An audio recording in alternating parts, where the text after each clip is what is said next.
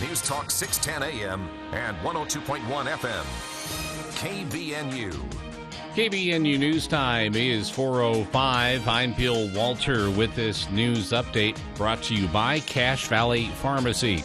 On any summer day, Bear Lake is not hurting for tourists, but people especially turn out for Raspberry Days, which starts Thursday and runs through Saturday in Garden City. On KBNU's For the People program on Tuesday, Mayor Mike Linhart said it really is a regional festival. Yeah, they come from all over, back in the day, and I think we're on our 36th or 37th year of Raspberry It's amazing. Days. It's been going on a long time. It started back in the day when the Chamber of Commerce over here back then said, you know what, we got to figure out how we can get some people over here to support our businesses, and so they came up with Raspberry Days, and it's just grown ever since. Linhart said it got to the point where it was too much for the chamber to handle, so the city assumed oversight and still does today. He said it really is for the whole family. Raspberry Days has really become a family event. I think this is one of our biggest, I guess I could call it a holiday, Raspberry Day holiday, that people have decided this is a good time to have their family reunions over Raspberry Days. And you'll see families, 20 or 30 people in a family, and every year they come, they make up their own shirts that say Raspberry Days and their family, their family name and family reunion, 2021 or 1986, and they do it every year. To find out the schedule for this year's events, visit Garden City's website or find out more about Raspberry Days at cachevalleydaily.com. KBNU News Time is 4:06. KBNU weather, patchy smoke tonight, otherwise mostly clear, low in the low 60s. Patchy smoke before noon on Thursday. Other than that, sunny, hot, around 95 for the high. Slight chance of showers overnight Thursday night, Friday morning, and then sunny, much cooler, around 84 on Friday. It's been to 89. It's 88 right now at KBNU. KBNU weather brought to you by CBD7. They have the only retail formula proven effective by the National Institutes of Health. Order CBD7 online or look for the big pink CBD7 sign at 473 South Main and Logan. Learn about CBD and try their best for free. This is Phil with Cache Valley Pharmacy. We love being in Cache Valley and want to thank you for your support. Cache Valley Pharmacy features the best prices in the valley, and as always, free delivery. If you're in the market for prescriptions, check first with Cache Valley Pharmacy for the absolute best prices, especially on compounds and insulin. We've been doing pharmacy better than anyone else in the valley with free delivery valley-wide for the last 19 years. Cache Valley Pharmacy, the pharmacy delivery experts. Order your prescriptions online at cachevalleypharmacy.com. KBNU News Time is 4:08. A 72-year-old Pocatello man died last night after crashing his motorcycle along I-15. The accident occurred just after 9:40 p.m. near milepost 66 in Pocatello. Idaho State Police report Noe Varner was traveling northbound on his Honda motorcycle in a construction zone. He drove off the right shoulder, lost control, and crashed. Police report Varner was not wearing a helmet. He was pronounced dead at the scene. Northbound I-15 was blocked for more than 2 hours while police investigated and cleared the crash. No report yet from Bear River Health, but Navajo Nation on Tuesday reported 28 new COVID-19 cases, but no additional deaths for the third consecutive day. The latest numbers released by tribal health officials pushed the total number of cases to 31,449 since the pandemic began more than a year ago. The known death toll remains at 1,377. The Navajo Nation Reservation is the country's largest at 27,000 square miles. It covers parts of Utah, Arizona, and New Mexico. KBNU News Time is 4:09. For more details on these and other stories, visit cachevalleydaily.com. Where you find out. News Talk KBNU 610 AM and 102.1 FM. Attention homeowners! You may have noticed the ground shift after your foundation has been poured, causing your house to sink or settle. Protect your investment from issues before they happen. Polylift Concrete Raising and Piering will stabilize, lift, and eliminate further settling by using Magnum Piering products to save you big money down the road. Polylift Concrete Raising and Piering are the foundation lifting experts. Visit poly-lift.com to schedule your free assessment or call or text 435-999-9309. Polylift is locally owned and operated. Adams Wealth Advisors has a team covering all aspects of your financial life. Expect specific guidance from advisors that adhere to principles of honesty, professionalism, and integrity. Adams Wealth Advisors has over a decade of service, earning the trust of the individuals they proudly serve. This is Craig Adams. At Adams Wealth Advisors, we are here to help you receive peace of mind, whether you've done a lot of planning or a little planning. Count on our team at Adams Wealth Advisors for honesty, professionalism, and integrity. Visit AdamsWealthAdvisors.com. That's AdamsWealthAdvisors.com to schedule a time with an advisor today. Trouble with pain, sleep, or anxiety? Want better health? Try CBD7, the CBD experts. You simply can't get this water-soluble CBD at grocery, convenience, or health food stores. Water-soluble CBD7 absorbs 15 times better and tastes great. CBD7 has the only clinically proven formula with real measurable results. Many feel better in minutes. CBD7 is not a drug and has no side effects. Other CBDs just can't do all that. Visit CBD7 today. Learn about CBD and try our best for free. Steel-coated floors of Cache Valley was voted Best of Northern Utah in the Remodeler Contractor category. They thank you for your vote. If you want to have a garage floor look amazing, contact Steel-Coated Floors. You'll love the results. Find them online at steelcoatedfloors.com. For the people. We are waiting with bated breath for news from the Cache Republican Party meeting an executive committee tonight With Jason Williams. and I'm really excited about this next segment. We have two guests here in studio. We're going to talk about something that we've talked about many times here on the show, but from a bit of a different angle. Weekday afternoons from 4 till 6 on News Talk KVNU, 610 AM and 102 FM.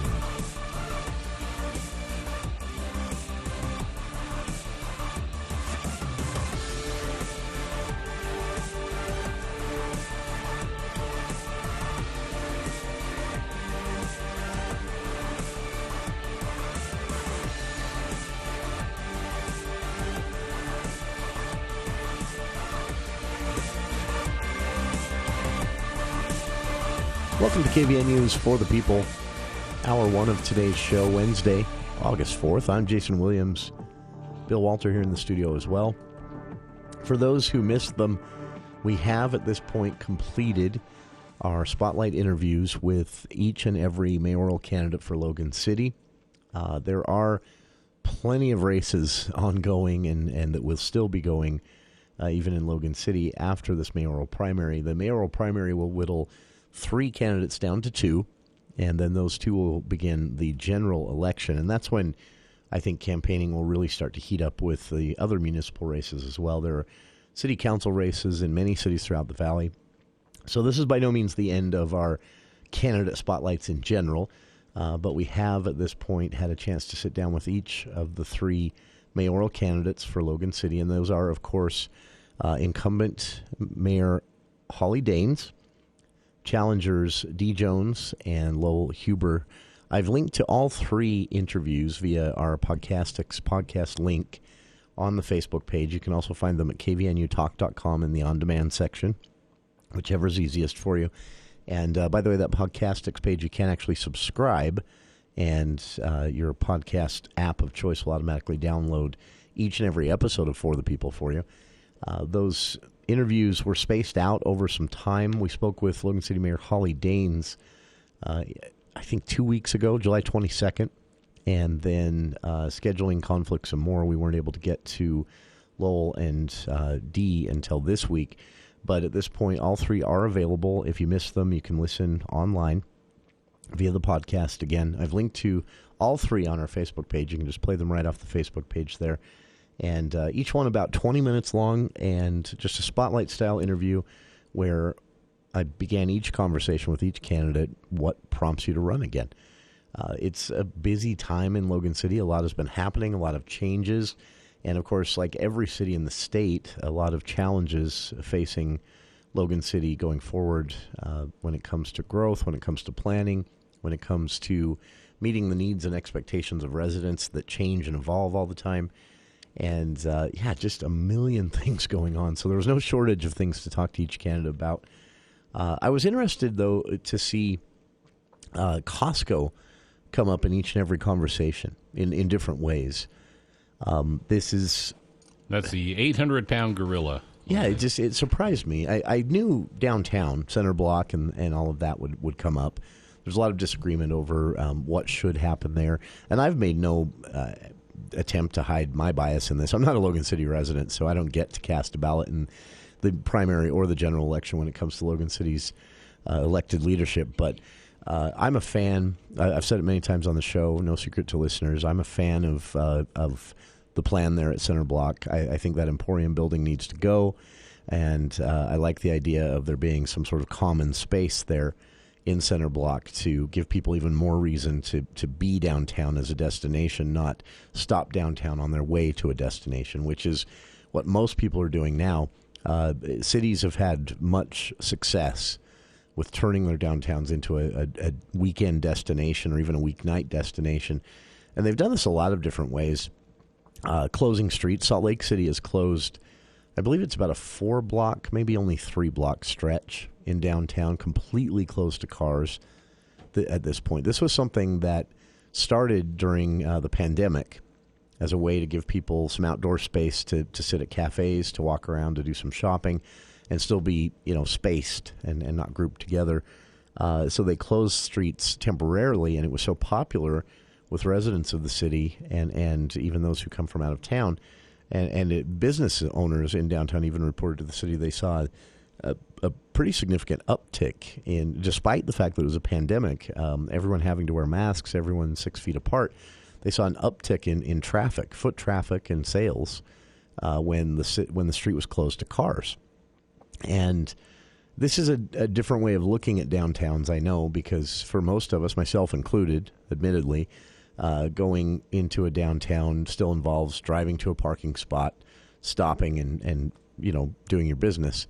But when you create a space, and I'd love to see this happen with Center Street one day, when you create a space where the parking spots aren't there and instead you have sort of a very walkable area, people tend to hang out longer. They tend to spend more money. And cities have seen this again and again. So that's a different way of thinking about downtown than what most of us are used to. And I use that just as an example of some of the changes that are coming and happening now in Logan City. So I like where things are headed. Obviously, if I got to call the shots and wave a magic wand, I probably would have spent a little more money, put a little, an amphitheater. I would have gone ahead with the parking plaza in the corner there that was in the design at one point. And I would have probably been shouted out as a dictatorial mayor for not listening to some of the concerns expressed by a handful of business owners over that. But I really think that type of thing is the future of Logan's downtown. So what we're seeing happen right now is I would say a good first step towards making Logan's downtown what it could be. And so I'm a fan. But it wasn't the dominant issue. That's what surprised me as we talked with these candidates. It wasn't the dominant issue that came up with, especially the challengers to the incumbent. Logan City Mayor Holly Daines has two challengers in this race, and Costco was what came up instead. But I bring this up here at the start of the show, and we'll be talking more about Logan City later on in the show because there was a big announcement yesterday, and some more details have been revealed about this $1 million gift. This was a donation from a foundation and a business that has been donated to Logan City to go directly towards the price tag of those proposed changes in Center Block, the plaza, and more. So that's a pretty significant gift. And my first question when that press release came out, almost as the show ended yesterday, that came out. We didn't have time to talk about it too much with so many guests scheduled yesterday. But as that press release came out, my first question is, how did this come to happen? Well, we know the story now, so we'll be getting to that later on in the show around the start of hour 2, around 5:10. But I wanted to start out here talking about these candidate interviews, primarily to promote them. So people in Logan City, your ballots are here. If you haven't seen your ballot and you expected one, if you're a registered voter and didn't see a ballot, there is no time to waste on correcting that. Reach out to the city, call them, email them, stop by in person, whatever you need to do, and get that rectified, because your ballot must be postmarked by Monday or dropped off in person by Tuesday. Tuesday, August 10th is the official primary date. And so you can drop it off in person by end of day business on Tuesday.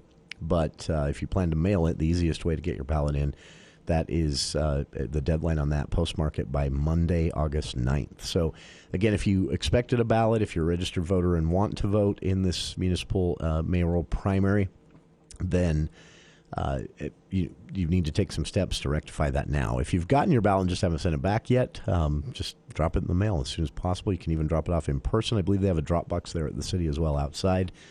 And so it really no excuse. It's not difficult at all. But I have to correct one thing. And this was something to be honest with you, didn't hear this as the interview was happening on Monday. And I choose to believe it was an honest mistake, but the city has asked us to correct it. Yesterday when we were speaking with D. Jones, he actually voluntarily took some steps to correct it himself, which is gracious of him. He's a challenger to the incumbent, but he took some steps to correct the information. In Monday's interview with Lowell Huber, it was stated that the city had basically offered a $14 million incentive to bring Costco in. And that is incorrect. That seems to be going around a little bit online since that interview on Monday. And so we want to correct that here. It is not a $14 million incentive. It was a $1.4 million incentive. And that's an important decimal point, one you don't want to miss. But, several people reached out to me after the interview on Monday and again yesterday and said, the candidate there said that the city gave Costco a $14 million tax break to locate here. And I honestly, really, as that was playing out, I didn't even hear that. But I went back and listened. That is indeed what Huber said. And like I say, I choose to believe it was an honest mistake. Easy, but that decimal point, again, is very important. The difference between $14 million, and we can have a debate over these incentives themselves. I've been frustrated at what I've seen cities around the country do, trying to attract Amazon and these others to locate their headquarters there. There's a reasonable debate to have over whether cities should be doing that or not. There's also a reasonable counter to the criticisms. I don't know. This is a hypothetical. I don't know that this was on the table. But without these incentives, Costco could have just as easily located in Brigham City in Box Elder County. It's Costco. They still would have done well. They would have attracted most of the population of Cache Valley still, despite the drive through the canyon, one or the other. But that's the counter argument to these incentives, is that without them, they're going to locate somewhere where they're offering them. Whether they need them or not, again, is a reasonable debate. And if we could just have a cross-country moratorium on cities doing this in general, I think that'd be best. But that is a reasonable counter-argument that cities have to attract these types of businesses in. It's part of keeping the economy afloat.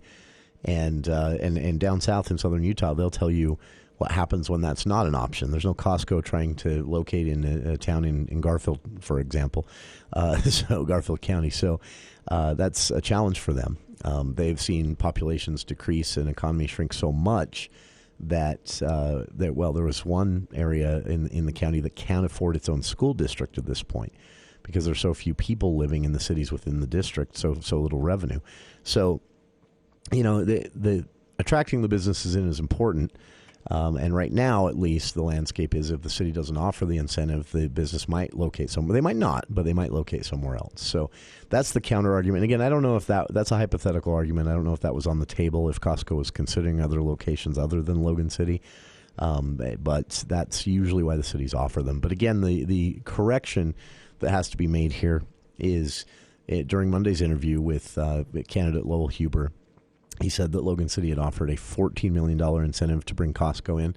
and that is not the case. It was a $1.4 million incentive, and thanks again to Mayor Holly Daines and others at the city who pointed out that inaccuracy, and also D. Jones yesterday, who himself, as a challenger to the incumbent himself, took the time to voluntarily correct that because he'd heard it as well. So just want to make sure that that is out there. I've seen it going around online a little bit after people had heard the interview, and it was not $14 million. Again, $1.4 million tax incentive for Costco.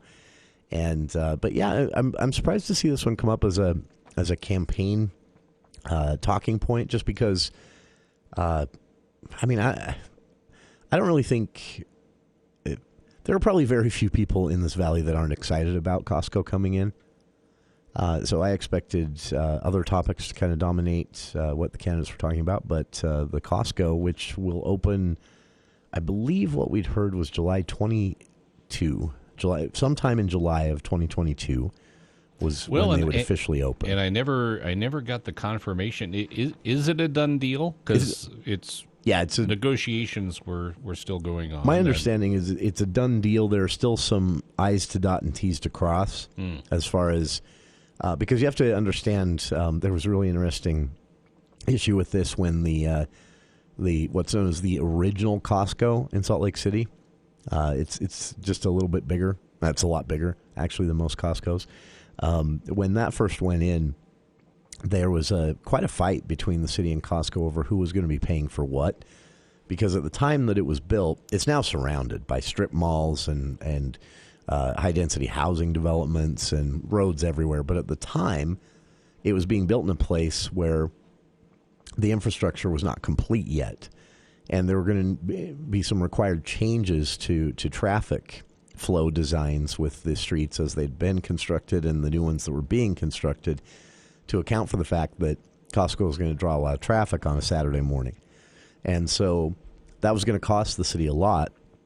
Costco didn't want to foot the bill for that. The city thought they should at least share some of the cost.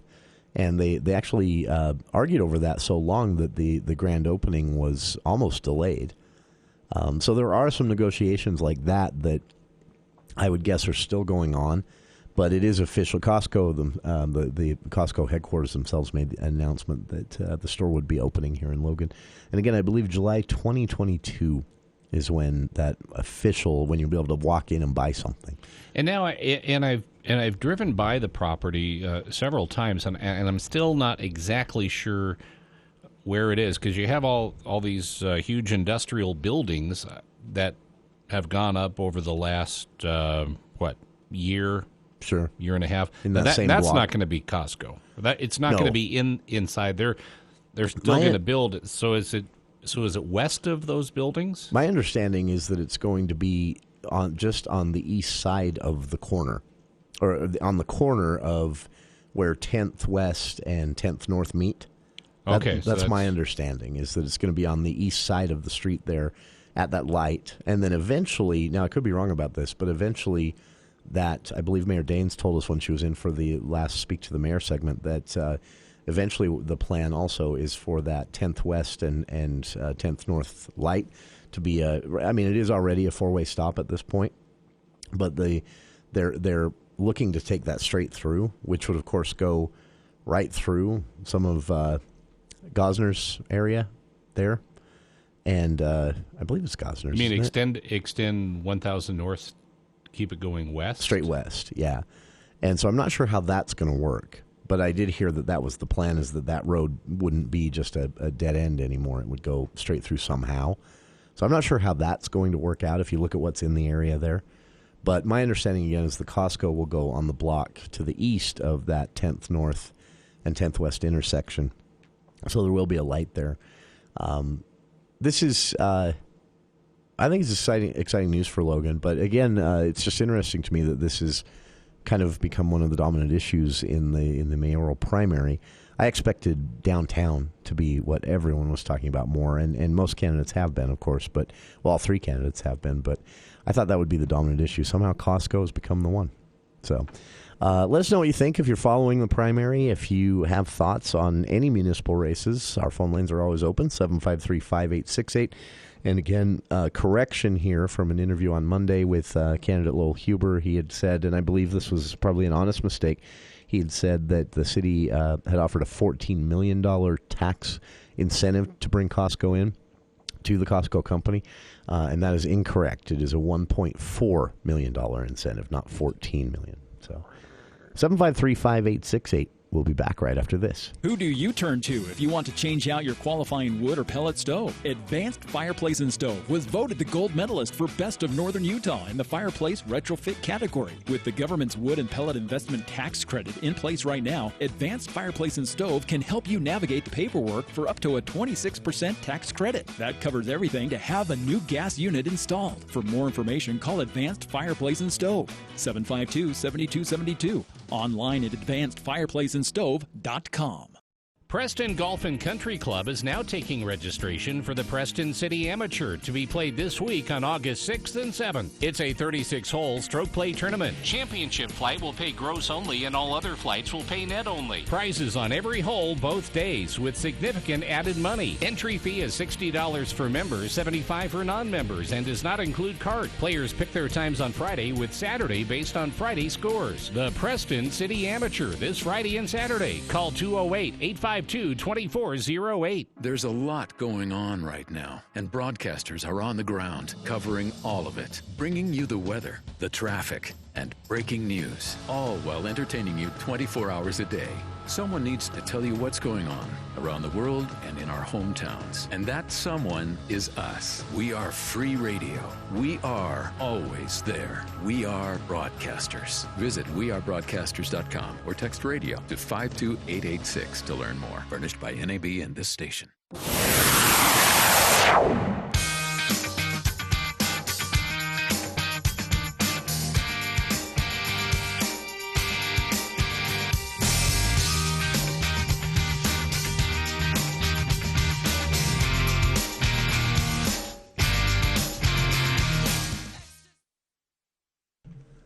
Welcome back to KVN News for the People. This is a pretty hazy day out there, you might have noticed. And just to clarify again, we have gotten some emails and a few people through the various chat lines here at the show asking if there's a fire, again, somewhere near or here in northern Utah. And as far as I know, looking at Utah Fire Authority website, which is utahfireinfo.org, again, if you want to check that out yourself, this is still just smoke from... Now, I'm sure some of this is smoke from some wildfires in Idaho, but the majority of it is still coming from the West Coast. Yeah. Well, and I guess there were a bunch of lightning strikes starting some fires in some more fires in California. Sure. You know, like they need some more. So some of these could be even fresh fires that have started. That's it's going to be interesting as summer plays on here to see. So we did just get, you might have noticed, a whole bunch of rain, and it did by the way have an impact on the drought. In fact, today it was announced that a few areas in the southern part of the state had actually moved up a category in the right direction, moved up a category in drought designation. So the rest of the state is still considered, and I forget what these even are. There's severe, there's moderate, severe, and extreme. That's what they are, the three different categories of drought. And the state entirely has been in extreme since about the 1st of June. And there were 3 counties in southern Utah after all this rain, including Washington County, where they were getting so much rain their streets were underwater. Yeah, I saw that. It's crazy. They after all this rain, they have been bumped from extreme to severe, which is, I mean, still not great, but it's still, moderate's not great. Moderate's acceptable, but it's not great. Severe is bad. Extreme is really bad. But yeah, all this rain did at least move a few counties in the southern part of the state from extreme down to severe. I guess I should say not up, but that's a positive direction to be downgraded to severe. Here in northern Utah, though, the amount of water was not enough to move the needle. And so we are still in the extreme category, and you don't have to drive very far for signs of that.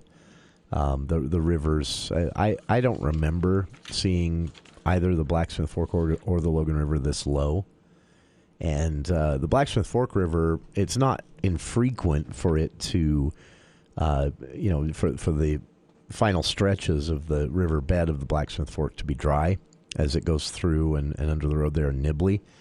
But yeah, I guess by the time late August comes around, it's often just petered out trickle. by then. Yeah, sometimes just a few puddles but this year it's actually the the riverbed for the Blacksmith Fork is dry, not too far from the mouth of the canyon as it's diverted for irrigation and things like that.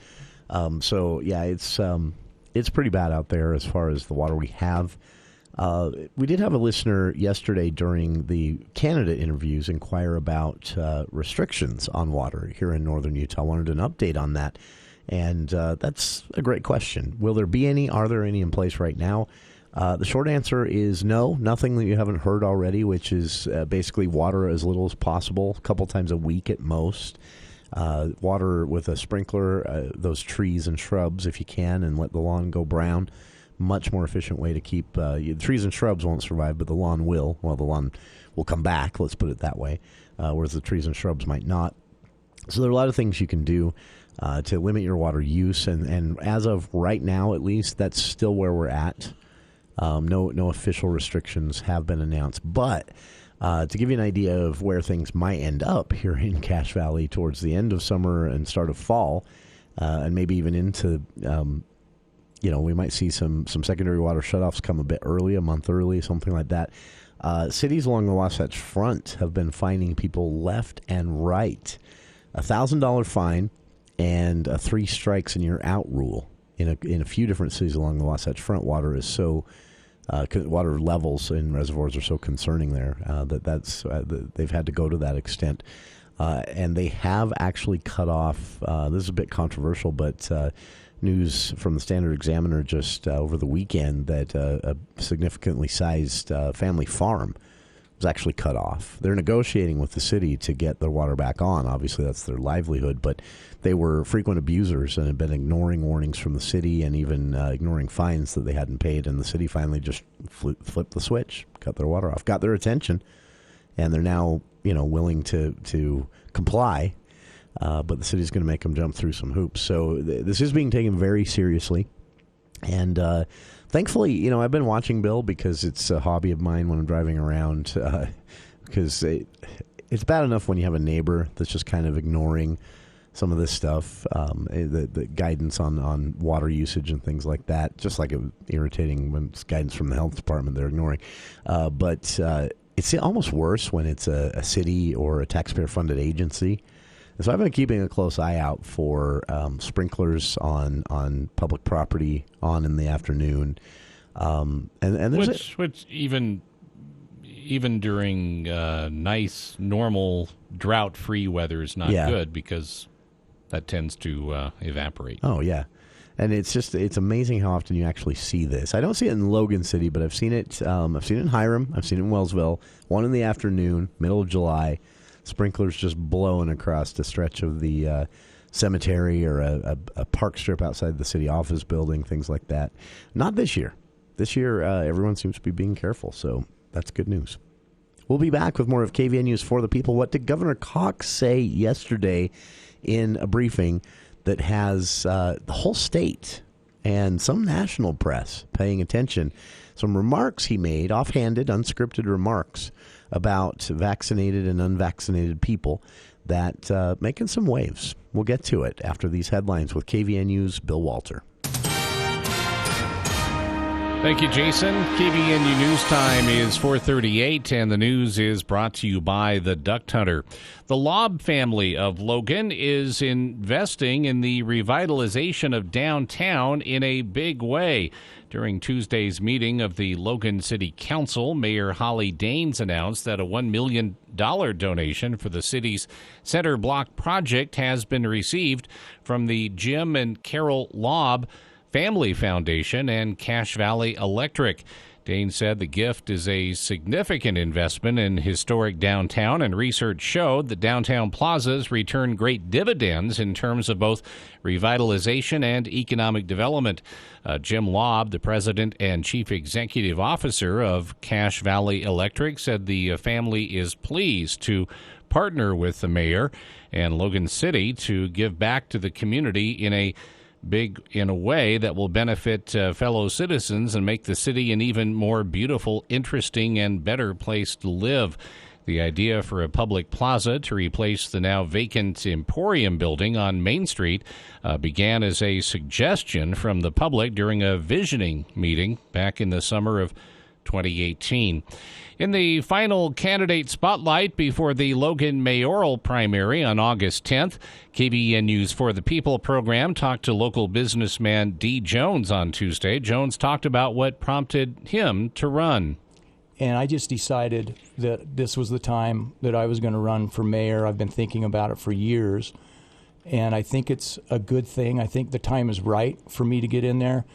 Some of the things that kind of triggered me were, I feel like we're just paying too much for utility rates. I think we need to take a serious look at alternative energy.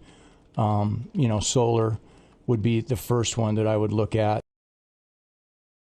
He said citizens who already have solar power need to get the incentives back that they had just a short time ago that were taken away.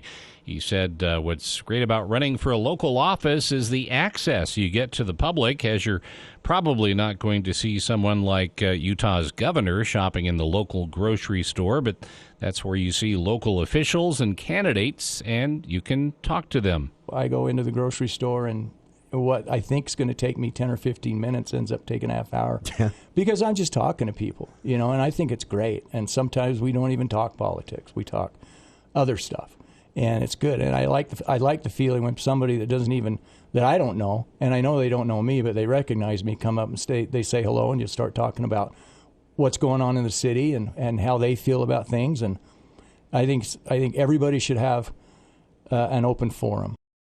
To find out more about Jones and his platform, visit his website, djones4mayor.org. And the leaders of some of Idaho's largest healthcare providers warned residents today that coronavirus cases again are threatening to overwhelm hospitals and primary care clinics as cases climb statewide. The top medical officials with Primary Health, St. Luke's Health System, and St. Alphonsus Health System urged people to wear masks indoors and to get vaccinated against COVID-19 in an online news conference.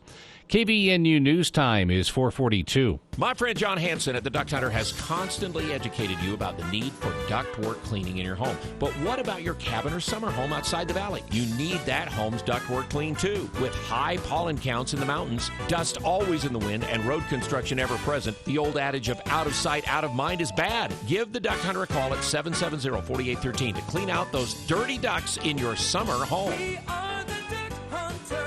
Breathe better, save money, protect your home. We are the Duct Hunter. KBNU weather for tonight, patchy smoke, otherwise mostly clear tonight, low in the low 60s, and then patchy smoke before noon. And other than that, sunny skies around 95 for the high. It's been to 89. It's 88 right now at KBNU. KBNU weather is brought to you by Northern Steel Building. Steel is stronger, more flexible, and more dependable than wood, masonry, and concrete, plus steel is often less expensive. See their work online at northernsteelbuilding.com. For more details on these and other stories, visit CashValleyDaily.com. Let's check Wall Street now with Edward Jones. This is Rochelle Hanks of Edward Jones, bringing you the daily financial market report on behalf of financial advisor Sean Arnold and Edward Jones for Wednesday, August 4th. Stocks largely fell today amid rising concern of economic shutdown caused by the Delta variant. Shares in economically sensitive stocks led the losses. Private payrolls fell far short of expectations and a sign that companies are still finding it difficult to attract talent. Oil, in a sizable move lower, fell below $70 a barrel as market prices and weaker than expected demand. According to ADP, private company payrolls grew by 330,000 in July, well short of the 653,000 expected, and a deceleration from the 680,000 added in June. Leisure and hospitality continue to lead the gains in hiring as COVID-19 restrictions were relaxed and travel rebounds. Goods-producing businesses added just 12,000 jobs as supply chain bottlenecks and hiring challenges continue. We think the labor market will continue to improve through the fall season. but gains are likely to be uneven, with the Delta variant likely to disrupt service-based and leisure industries. The labor market is a key pillar to economic growth, and the Federal Reserve is watching employment gains closely as part of its monetary policy framework. U.S. equities closed lower today. The Dow closed down 323 points to 34,793. The Nasdaq closed up 19 points at 14,781, and the S&P closed down 20 points at 4,403. In stocks of local interest, Thermo Fisher was up $1.89 to $538.88. Home Depot was down $1.63 to $330.31. Autolead was down $2.87 to $97.03. Lowe's was down $4.05 to $189.90. Walmart was down 98 cents to $142.84. Nucor was down $1.77 to $104.90. Coca-Cola was down 82 cents to $56.10. Kroger was down 70 cents to $41.92. General Electric was down 15 cents to $102.91. And R.R. Donnelley & Sons was down 45 cents to $5.48. The price of crude oil was down $2.53 to $68.03, and the spot price of gold was up 8 cents to $1,814.90. This has been today's Financial Market Report, brought to you on behalf of Edward Jones, member SIPC, and financial advisor Tron Arnold, serving individual investors with personalized attention and advice at 1202 South Highway 89 in Logan. If you would like additional information, please contact our branch office at 435-752-3400. The daily commentary is also located on our website at edwardjones.com. Jessup Insurance and Retirement Services, let us guide you. Dan and Stacy Jessup adhere to principles of honesty and integrity. They're passionate about guiding individuals through the complex maze of Medicare and sign-up questions. They will simplify the process guaranteed. Call Jessup Insurance at 213-3200 or Google Jessup Insurance. Jessup Insurance and Retirement Services, let us guide you.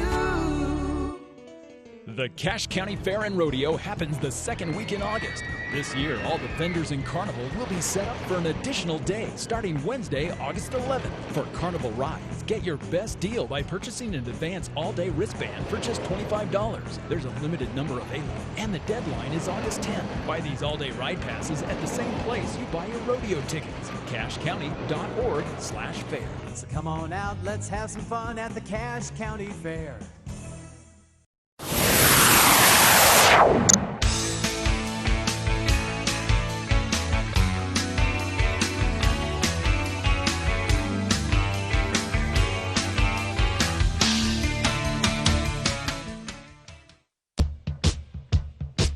Welcome back to KVN News for the People. It is coming up here, kind of an exciting thing happening in Logan City.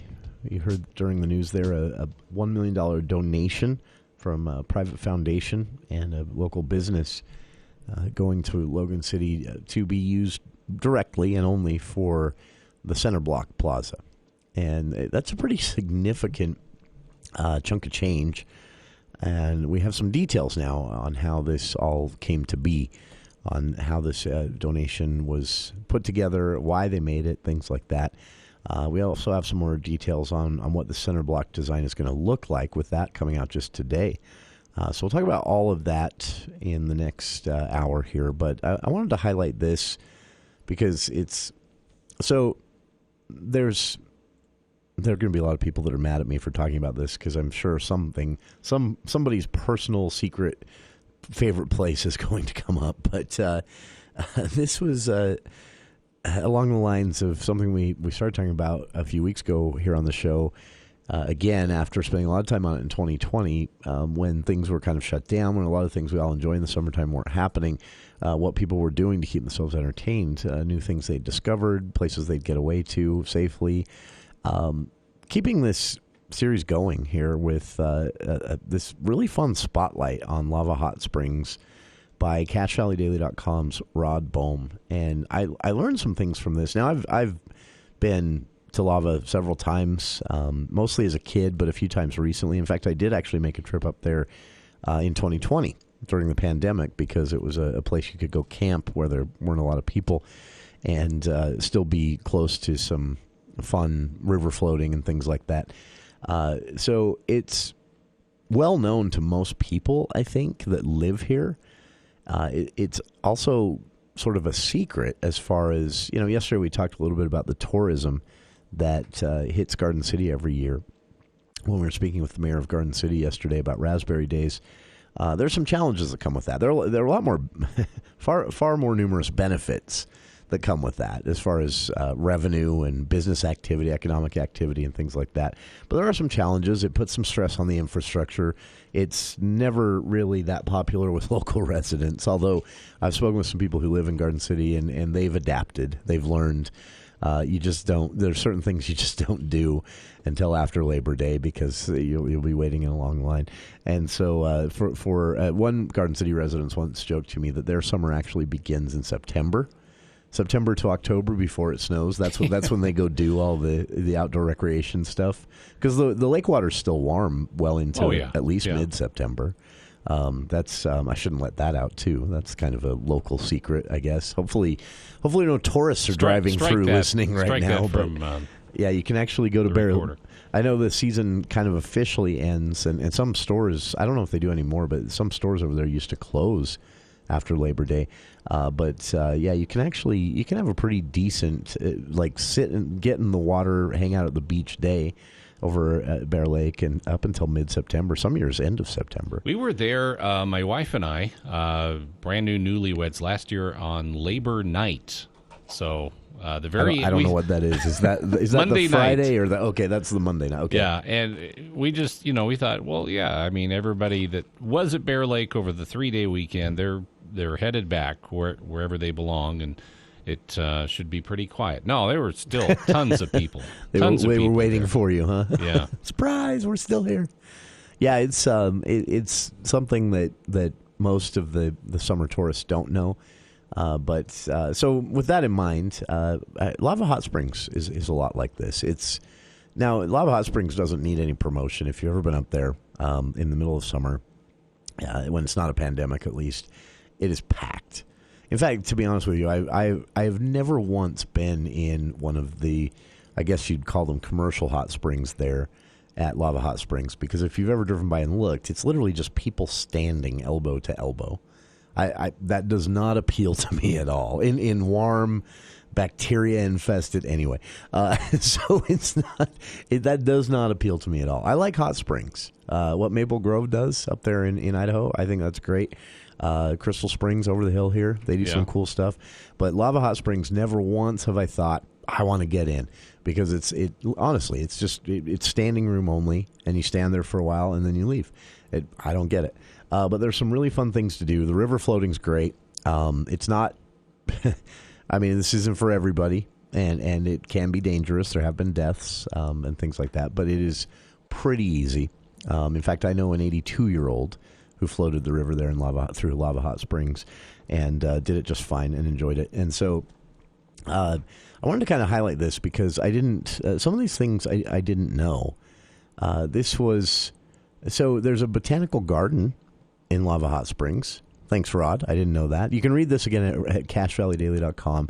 It's a spotlight on Lava Hot Springs, but the goal of this is to talk about this.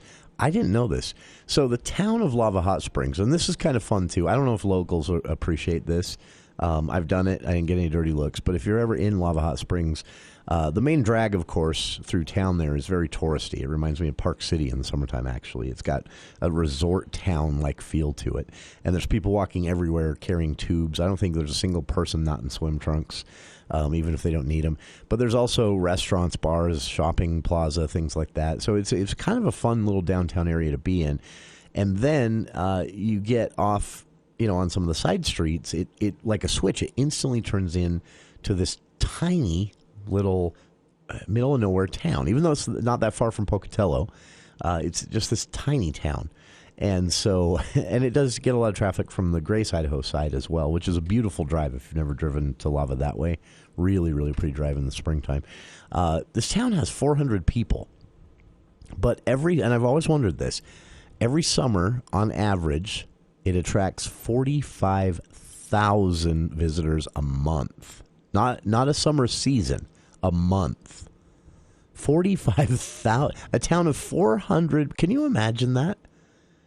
I mean, that would be overwhelming. It's just, honestly, just cannot imagine how this works every year, how it's supported. Now, obviously, a lot of people come into work from outside of it. I mean, it's not just residents of Lava Hot Springs, the town, that run this place every summer. A lot of people in Pocatello work there. Again, because it's not too far. I think it's like a 15-minute drive from Pocatello or something like that.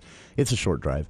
And there are some other cities around, too, where people probably come from. But the employees that run the pools and the slides and the hot springs and the clerks at the stores and things like that, they're not all residents of Lava Hot Springs. But imagine being this town of 400 people. I mean, in the wintertime, it's just them. It's just, I mean, I think they get a lot of snowmobile tourism in the area. But not like we do. And enough. 45,000. Yeah, not 45,000. It's probably at most a few thousand through the wintertime. But it's 400 people. And it goes from, that must be so surreal. In fact, I almost wish I'm going to reach out. I want to talk to a resident of Lava Hot Springs, because what that must be like to go from this town of 400 people for, 8, maybe 9 months of the year, and then for maybe 3.5, 4 months every summer. I'm not sure what their season is there at Lava Hot Springs, really. I know some years they haven't closed until October, but I don't know if that's a season or a weather determined thing or what. So let's say 3-4 months at most, for 3 months, there are 45,000 people a month in town. I honestly cannot imagine what this means. And we're also talking in a town that has one grocery store. So that grocery store is for the 400 residents and the 45,000 visitors a month. Yeah, that in would the summer months. That'd be close to Logan's population, Logan City's population, and one grocery store. That is just, yeah. Can you imagine that? And how do probably they keep anything stocked? Not a huge grocery store either. Yeah, you're out of pickles, aren't you? Yep, always. I would drive to Pocatello personally. I would have to guess that a lot of local residents maybe do. I mean, that is an insane contrast between number of residents and number of tourist visitors in a summer month. 45,000 visitors a month at Lava Hot Springs, which is a town of 400 permanent residents. Check it out. The full bio, basically, and profile of Lava Hot Springs by Rod Bohm available at cashvalleydaily.com.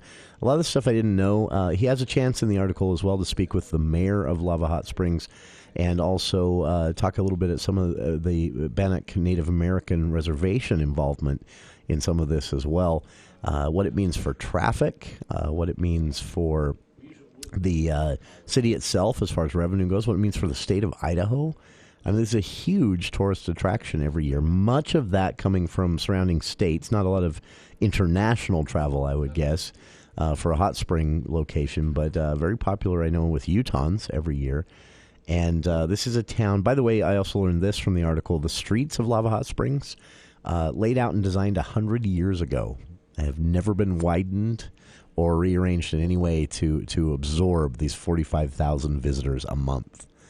It's crazy stuff. Check it out. I've linked to it on our Facebook page. A fun profile of Lava Hot Springs, the destination, recreational destination, but also the town itself. It's linked on our Facebook page.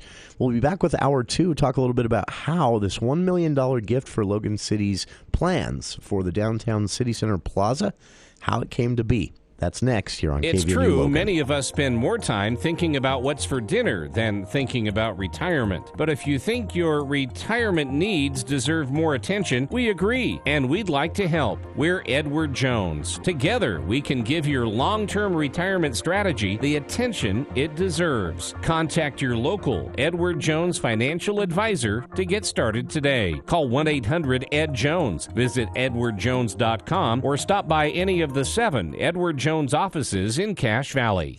Building a signature landscape requires design and expertise. Canyon Landscaping offers both. They've been creating, building, and maintaining landscapes for over 20 years. With a combined 100 years of management experience, their in-house landscape architecture team designs and manages each job with experienced installers who ensure a signature project. Are you ready for the yard you've always wanted?